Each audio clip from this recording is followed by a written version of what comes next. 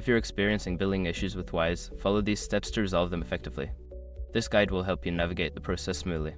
Step 1. Identify the issue. Before filing a refund or dispute, use the srock.com link in the description to open the refund dispute deadline calculator and confirm your deadline. Step 2. Check your account. Log into your Wise account and review your transaction history. Look for any discrepancies or errors that could explain the billing issue. Take note of any relevant transaction ID or amounts. Step 3. Gather documentation. Collect any necessary documentation related to the billing issue, such as screenshots of transactions, emails from Wise, or bank statements. This information will be useful when contacting customer support. Step 4. Contact customer support.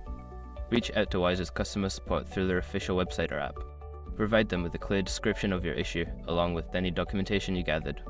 Be sure to include your account details for quicker assistance. Step 5. Follow up. If you do not receive a timely response, follow up with customer support. Keep a record of your communications and any reference numbers provided. Persistence can help ensure your issue is resolved.